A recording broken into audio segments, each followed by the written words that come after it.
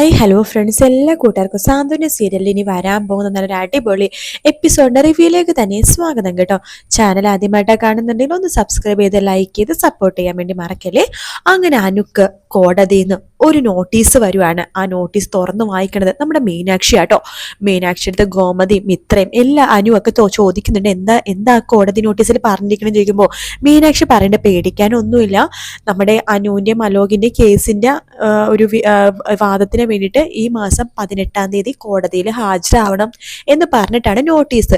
അത് കാണുമ്പോൾ തന്നെ ഗോമതി, അയ്യോ ഈശ്വര, അപ്പൊ എന്റെ മോളിന് കോടതി പോണോ എന്ന് പറയാണ്. അപ്പൊ അനുക്കും ആകെ ടെൻഷൻ ആവാട്ടോ. മിത്ര പറയണ്ട, എന്റെ അപ്പച്ചി അനുവിന് ഇങ്ങനെ ടെൻഷൻ ആക്കല്ലേ എന്ന് പറയാണ്. അല്ല, ഇവിടെ കോടതി പോയി സംസാരിക്കുകയൊക്കെ വേണ്ടി വരുമോ? മീനാക്ഷി പറയുന്നുണ്ട്, അതിനെന്തിനാണ് അമ്മ ഇങ്ങനെ പേടിക്കണത്? കോടതി പോയിട്ട് നടന്ന സംഭവങ്ങൾക്ക് ഇവിടെ തുറന്നു പറയണം. നോക്ക്, ഈ കാലത്ത് അച്ഛനന്ന് ലൈവ് പോയത് നമുക്ക് ഓർമ്മയില്ലേ? ഈ കാലത്തെ പെമ്പിള്ളേർക്ക് അതൊരു പ്രചോദനമായിരിക്കും, പെമ്പിള്ളേരുടെ വീട്ടുകാർക്കോ. അത് നല്ലതൊരു കാര്യമാണ് തന്നെയാണ് അമ്മേ, അല്ലാതെ ഇത് മറച്ചു വെക്കേണ്ട കാര്യമല്ല, ലോകം അറിയേണ്ട കാര്യമാണ്. അനു, നീ എല്ലാ ധൈര്യത്തോടു കൂടി തന്നെ കോടതിയിൽ പോകണം, നിന്റെ കൂടെ ഞങ്ങൾ എല്ലാവരും വരും എന്ന് പറയണം. അപ്പൊ അനുക്ക് കുറച്ച് ടെൻഷൻ ഉണ്ട് കേട്ടോ. മിത്ര ചോദിക്കണ്ടേ, എന്താ അനു നിനക്ക് ടെൻഷൻ ഉണ്ടോ? ചെറിയ ടെൻഷനുണ്ട്. ടെൻഷനൊന്നും വേണ്ട, ഞങ്ങൾ എല്ലാവരും നിന്റെ കൂടെ തന്നെയുണ്ട് എന്ന് പറയണം. അതേസമയം നമ്മുടെ ധർമ്മനെ ബാലൻ തിരിച്ചു വിളിക്കാനുണ്ട്. ധർമ്മ, നീ തിരിച്ചു വാടാ എന്ന് പറയുമ്പോഴേക്കും, അപ്പോൾ ഞാനെല്ലാം മോഷ്ടിച്ചെന്ന് അളിയനെ മനസ്സിലായോ? മനസ്സിലായടാ. എങ്ങനെ മനസ്സിലായി? ശരിക്കുള്ള മോഷ്ടിതാവിന് അളിയൻ കണ്ടുപിടിച്ചോ? ഇല്ലടാ, പക്ഷെ നീ അങ്ങനെ ചെയ്യലെന്ന് എനിക്ക് അറിയാം എന്ന് പറയാണ്. പിന്നെ എന്തുകൊണ്ട് അന്ന് അങ്ങനെ പറഞ്ഞില്ല? എന്തായാലും ഞാൻ വരാം, എനിക്ക് വരുന്നതിന് ഒരു കുഴപ്പമില്ല. പക്ഷേ യഥാർത്ഥത്തിൽ മോഷ്ടിച്ചത് ആരാണെന്ന് കണ്ടുപിടിച്ച് കഴിയുകയാണെങ്കിൽ ഞാൻ അവിടെ വരുന്ന കാര്യം ആലോചിക്കാം എന്ന് ധർമ്മൻ ഉറപ്പിച്ചു പറഞ്ഞ് അവിടെ നിന്ന് പോവാണ്. അപ്പൊ ബാലന്റെ അടുത്ത നീക്കം എന്ന് പറയുന്നത്, അന്ന് ശരിക്കും ആ 25,000 രൂപ മോഷ്ടിച്ചത് ആരാണ് എന്ന് കണ്ടുപിടിക്കാനുള്ള കാര്യങ്ങൾ ബാലൻ ചെയ്യാട്ടോ. അന്നത്തെ ദിവസം വന്ന് അവിടെ കടയിൽ ആരൊക്കെ വന്നു, കസ്റ്റമേഴ്സ് ആണെങ്കിൽ എത്ര കസ്റ്റമേഴ്സ് വന്നു, ഏത് സമയത്താണ് പണം മോഷണം പോയത്, ആ സമയത്ത് എത്ര കസ്റ്റമേഴ്സ് വന്നു, കാണാം എല്ലാത്തിനും ഡീറ്റെയിൽസ് അവിടെ എഴുതി വെക്കുന്നുണ്ടല്ലോ. പിന്നെ അന്ന് വേറെ ആരെങ്കിലും വന്നിട്ടുണ്ടോ എന്നൊക്കെ അറിയാൻ വേണ്ടി തന്നെ ബാലൻ തീരുമാനിക്കുകയാണ്. ബാലൻ തിരിച്ച് കടയിലേക്ക് വരുന്നുണ്ട്. അപ്പൊ രാമേട്ടൻ ചോദിക്കണ്ടേ, എന്താടാ ബാല, നീ ഭയങ്കര ആലോചന, എന്ത് പറ്റി ചോദിക്കുമ്പോ, ഒന്നുമില്ല രാമേട്ട, കഴിഞ്ഞ ദിവസം കടയിൽ നിന്ന് 25,000 രൂപ മോഷണം പോയിരുന്നല്ലോ. അതെ, കഴിഞ്ഞ ആഴ്ചയല്ലേ? അതെ, അന്ന് കടയിലെ കസ്റ്റമേഴ്സ് ഒരുപാട് പേര് വന്ന ദിവസമായിരുന്നു. ഇല്ലടാ, അന്ന് വല്ല 10-12 പേര് വന്നിട്ടുണ്ടാവുള്ളൂ. ഉച്ചക്ക് മുമ്പാണല്ലോ പൈസ മോഷണം പോയത്. നമ്മളെ കണക്ക് കൂട്ടൽ ശരിയാണെങ്കിൽ ഉച്ചക്ക് മുമ്പ് ആ പൈസ മോഷണം പോയത്. അതെ, അപ്പൊ അങ്ങനെയാണെന്നുണ്ടെങ്കിൽ അന്ന് വന്ന കസ്റ്റമേഴ്സ് ഒക്കെ നമ്മുടെ റെഗുലർ കസ്റ്റമർ തന്നെയാണോ എന്ന് ബാലൻ ചോദിക്കുമ്പോൾ, അതേടാ, നമുക്ക് പരിചയമുള്ളവർ തന്നെയാണ്. അല്ല, ചോദിച്ചെന്നേ ഉള്ളൂ. ധർമ്മൻ എന്നോടൊരു കാര്യം പറഞ്ഞു, അന്ന് പണം മോഷ്ടിച്ചത് ആരാണെന്ന് കണ്ടുപിടിക്കുകയാണെന്നുണ്ടെങ്കിൽ അവൻ തിരിച്ച് ദേവമംഗലത്തേക്ക് വരാന്ന്. അല്ലെങ്കിലും അത് ശരിയാണല്ലോ, അന്ന് പണം പോയെങ്കിൽ അതിനൊരു ആരെങ്കിലും എടുത്തിട്ടുണ്ടാവും, ആയിരിക്കുമല്ലോ പോയത്. അപ്പൊ അതാരാന്ന് കണ്ടുപിടിച്ചേ പറ്റൂ എന്ന് ബാലനും തീരുമാനിക്കാട്ടോ. മേട്ട, നിങ്ങളൊന്ന് ശരിക്കും ആലോചിച്ച് നോക്കി, അന്ന് വേറെ ആരെങ്കിലും കടയിലേക്ക് വന്നിരുന്നു എന്ന് ബാലൻ ചോദിക്കുമ്പോൾ രാമേട്ടൻ ഇങ്ങനെ ആലോചിക്കാട്ടോ. ഇപ്പഴാണ് ഓർമ്മ വന്നത്, അന്ന് ഉദയഭാനു സർ കടയിലേക്ക് വന്നിരുന്നു. അദ്ദേഹം നമ്മുടെ ബന്ധുവല്ലേ, പിന്നെ കോടീശ്വരൻ. അദ്ദേഹത്തിന്റെ പേര് പറയാനും കൂടി പാടില്ല. അല്ലടാ, നീ ആരൊക്കെ വന്നു ചോദിച്ചപ്പോ ഞാൻ പറഞ്ഞെന്നേ ഉള്ളൂ. അല്ല, അന്ന് വന്നവര് ഇങ്ങനെ ബന്ധുക്കളാണ് സുഹൃത്തുക്കളാണെന്ന് നോക്കേണ്ട കാര്യമൊന്നുമില്ലല്ലോ. വന്നവരുടെ കൂട്ടത്തിൽ ഉദയഭാനു സാർ ഉണ്ടായിരുന്നു. അല്ല, അന്ന് എന്തിനു ഉദയഭാനു സാർ വന്നത്?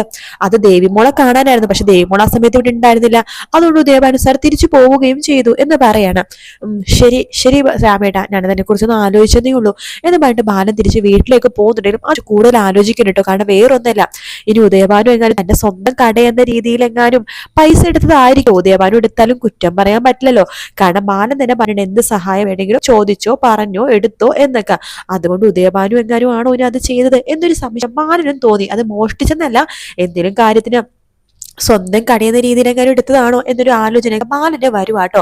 അതേസമയം നമ്മുടെ അനുവിന്റെയും അലോകിന്റെയും കോടതിയിൽ ഈ വിസ്താരവും വാദവും കാര്യങ്ങളൊക്കെ ഉണ്ടെന്ന് നമ്മുടെ കൃഷ്ണമംഗലംകാരും അറിയാണ്. അപ്പൊ അച്യുതൻ നമ്മുടെ രാജശ്രീ എടുത്ത് പറയണ്ട്, എടി നോക്കിക്കേ, അപ്പുറത്തെ അനുവിന്റെ വാക്കുകൾ പോലെ ഇരിക്കും നമ്മുടെ മകനെ പുറത്തിറങ്ങാൻ പറ്റുമോ ഇല്ലയോ എന്നുള്ളത്. അവളെ നമ്മൾ ഇപ്പൊ ശത്രുവായിട്ട് കാണരുത്. നോക്കിക്കേ, 18-ാം തീയതിയാണ് കോടതി വിളിച്ചിപ്പിച്ചിരിക്കുന്നത്. അവളുടെ കയ്യോ കാലോ പിടിച്ചിട്ടാണെന്നുണ്ടെങ്കിലും എങ്ങനെയെങ്കിലൊക്കെ അവളുടെ മൊഴി മാറ്റിപ്പിക്കണം. അവൾക്ക് പരാതിയില്ലെന്ന് പറയുകയാണെങ്കിൽ ഈ കേസിൽ നിന്ന് അവനെ പുഷ്പം പോലെ നമുക്ക് പുറത്തിറക്കാൻ പറ്റും. അതിന് അവളുടെ കാല് പോയി പിടിക്കണമെന്നാണോ അച്യുതേട്ടൻ പറയണത്? എടി, കാല് പിടിക്കണമെങ്കിൽ കാല് പിടിക്കണം. ഇത് നമ്മുടെ മോന്റെ ജീവിത പ്രശ്നമാണ്. അവളെങ്ങാനും മരുതാത്തതെങ്ങാനും പറഞ്ഞു കഴിഞ്ഞാലുണ്ടല്ലോ, പിന്നെ ഒരിക്കലും അവനെ പുറം ലോകം കാണാൻ പറ്റില്ല. അത് ആലോചിച്ചിട്ടാണ് നമ്മൾ ഒരേന്ന് ചെയ്യാനായിട്ട്.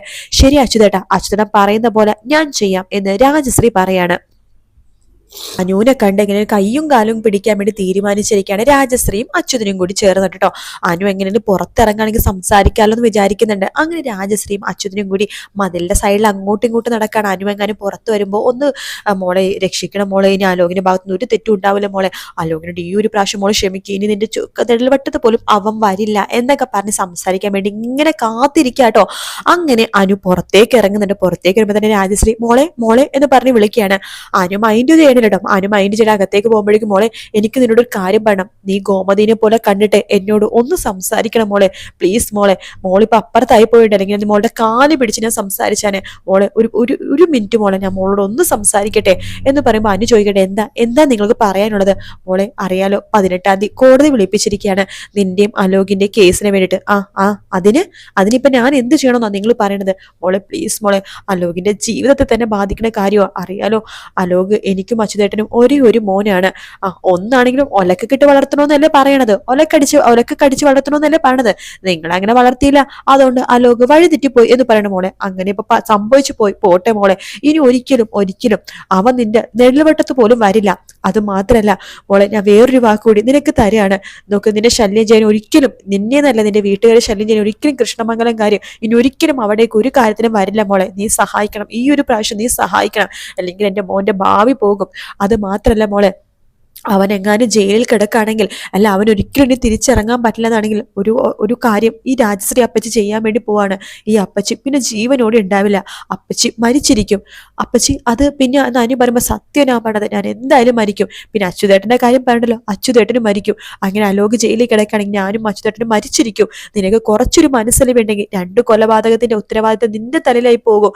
നിന്റെ കുടുംബത്തിന് ശാപം കിട്ടും മോളെ, ഒരിക്കലും നന്നാവാത്തൊരു ശാപം കിട്ടും. അങ്ങനത്തെ ശാപമൊന്നും വേണ്ടെന്നാണെങ്കിൽ മോളെ പ്ലീസ് മോളെ, മോൾ എങ്ങനെയെങ്കിലും കോടതിയിൽ പോകുമ്പോഴേക്കും അലോകിനെതിരായിട്ട് ഒന്നും പറയല്ലേ മോളെ, പ്ലീസ് മോളെ, നിങ്ങൾ തമ്മിൽ ഒരു സൗന്ദര്യപ്പെടക്കാണെന്ന രീതിയിൽ എന്തെങ്കിലും പറഞ്ഞാൽ മതി.